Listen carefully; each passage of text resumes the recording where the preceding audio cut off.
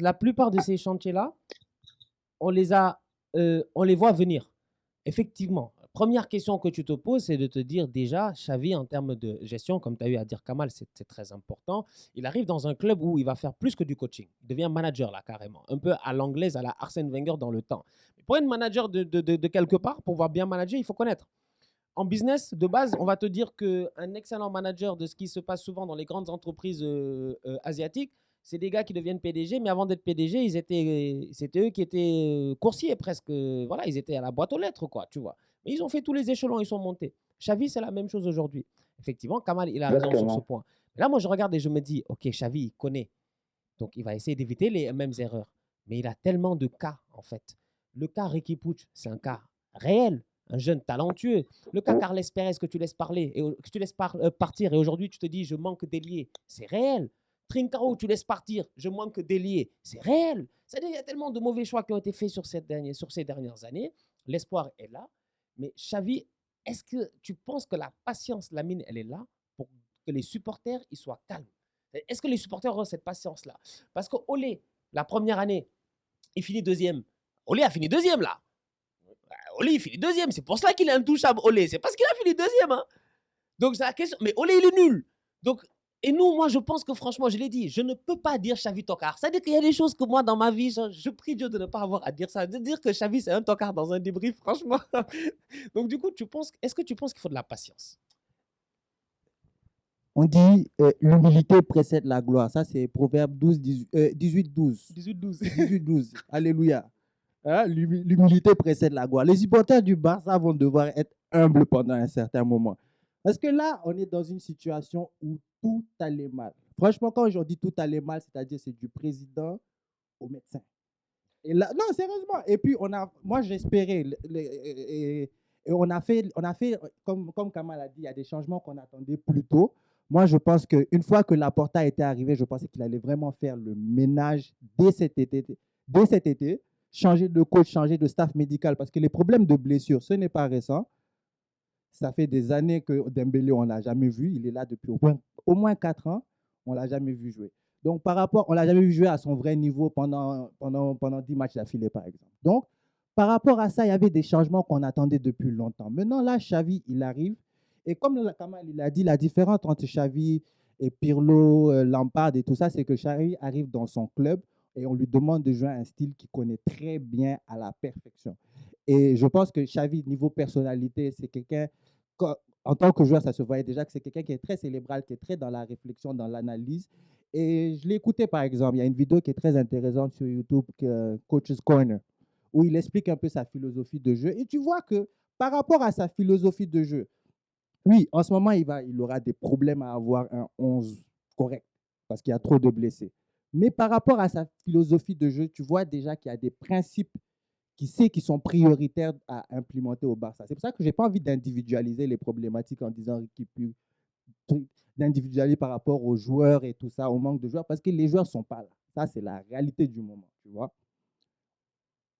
Donc là, par rapport à ça, moi, c'est plus qu'est-ce qu'il va apporter en termes de fondamentaux de jeu. C'est-à-dire, on veut voir les ailiers écartés sur le côté. On veut voir constamment autour du ballon un surnombre. On veut voir un pressing tout le long du match. Par exemple, là, Sergi Barquane, moi, j'ai bien aimé ce qu'il a fait. Là, j'ai vu dire le week-end qu'il n'y a pas vraiment eu de changement. Oui, ils ont craqué quand il y a eu des blessures dans le match, mais tu vois que durant les premières minutes, il y a quelque chose qu'on n'a pas vu depuis longtemps, c'est-à-dire un pressing ordonné, c'est-à-dire un pressing organisé où on sait c'est qui fait la première vague, c'est qui fait la deuxième vague et tout ça.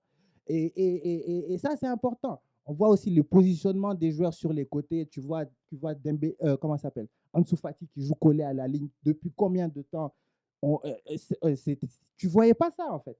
Et c'est des petits changements. Petit à petit, je pense que ça va venir.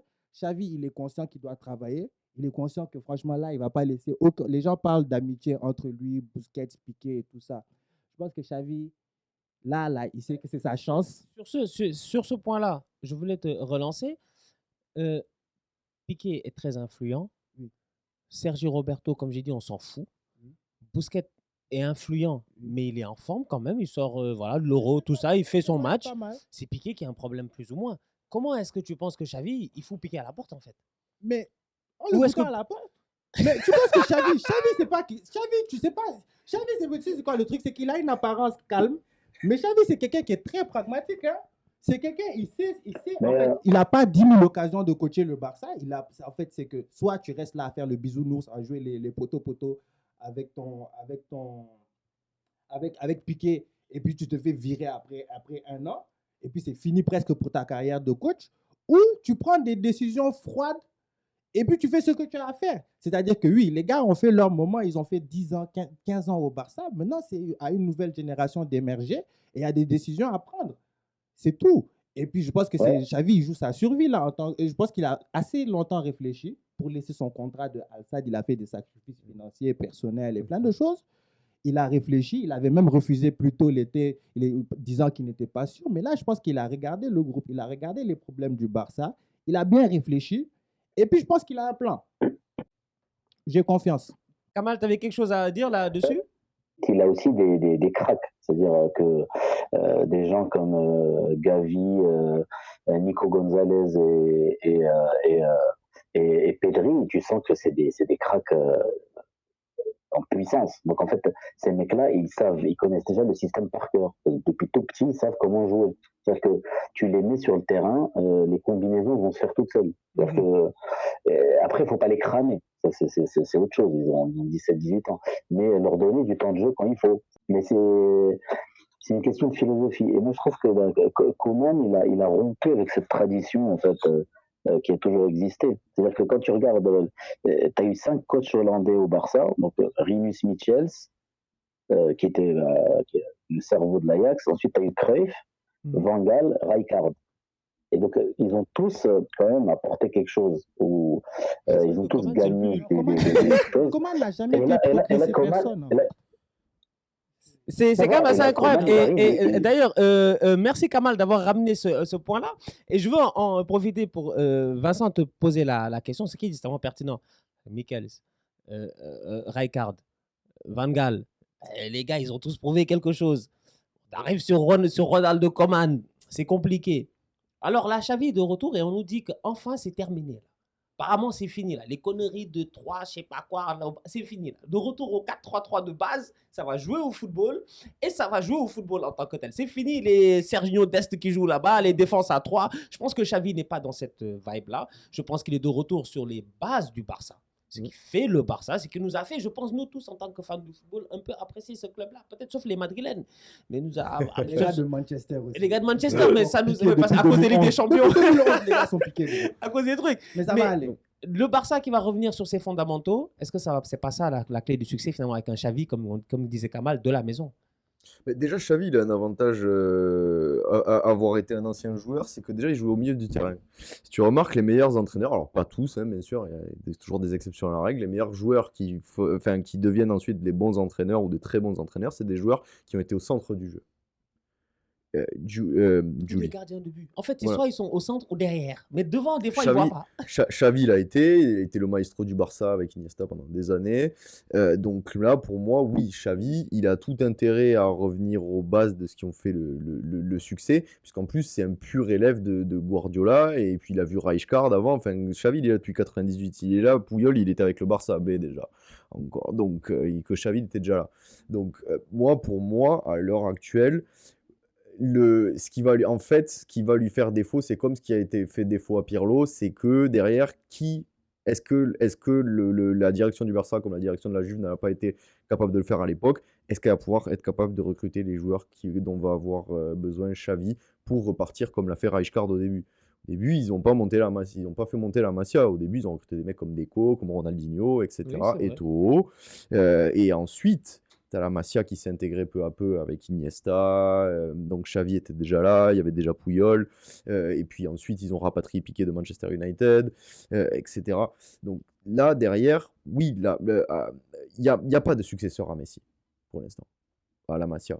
Il n'y en a pas. Non, dans le monde, même, voilà. Il n'y en a pas. C'est ça. Ça va exister en fait. Par contre, en revanche, pour avoir regardé une partie du match, tu as des mecs comme Riqui Puig qui sont hyper intéressants, Gavi, etc. et qui peut-être pourront atteindre le niveau Xavi, de Xavi, de Busquets, Iniesta de et tout de ça. Busquets. Ils sont avec Et en l'homme, fait, c'est Ils ça. sont Et à avec partir du moment où, en fait, il aura trouvé, où il aura fait en sorte que cet héritage fonctionne à travers les joueurs que je viens de citer, plus l'autre que j'ai oublié, Pedri, voilà.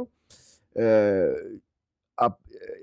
Là, ça peut fonctionner. Parce que c'est des joueurs qui sont formés au club et qui, lui, il a la mentalité de Guardiola, Xavi, et il va la faire appliquer à ses joueurs. Mais derrière, pour moi, pour l'instant, pour repartir sur de bonnes bases, il ne faut pas qu'il compte sur la Masia. Il faut qu'il compte sur un bon recrutement d'abord. Ouais, juste à ce que disait Lamine sur la patience, c'est un élément qui manque, je trouve, dans le foot par rapport à la mentalité dans des clubs dans des franchises comme en NBA. Quand tu regardes, par exemple, les Bucks qui finissent champions l'année dernière, c'est un projet sur 3-4 ans. Et pour entourer Giannis Antetokounmpo, ils se sont cassés les dents en demi-finale de conférence, finale de conférence, mais ils ont pas viré le coach, ils ont persévéré, ils ont corrigé jusqu'à ce qu'ils finissent champions. Donc en fait, mais c'est un projet sur 4 ans, finir champion. C'est pas quelque chose qui se fait sur 1 an. Les gens, en fait, n'arrivent pas à comprendre ce concept. C'est un processus, c'est un projet. C'est pas venir en 1 an. Tu joues pas à Football Manager, en fait, ou à FIFA FUT. Non, mais tu as parfaitement raison. Et dans le football, comme on disait, un des exemples, en tout cas récents, Jürgen Klopp, qui arrive et qui dit donnez-moi 4 ans pour gagner la première ligue, et il te fait même mieux. Il gagne la Ligue des Champions sur le passage, en plus de la première ligue, dans une saison quand même assez extraordinaire. Et il est passé à 1 point de City. Il aurait même pu faire un doublé. Il aurait pu en gagner 2 premières ligues dans les 4 premières années. Donc c'est pour dire.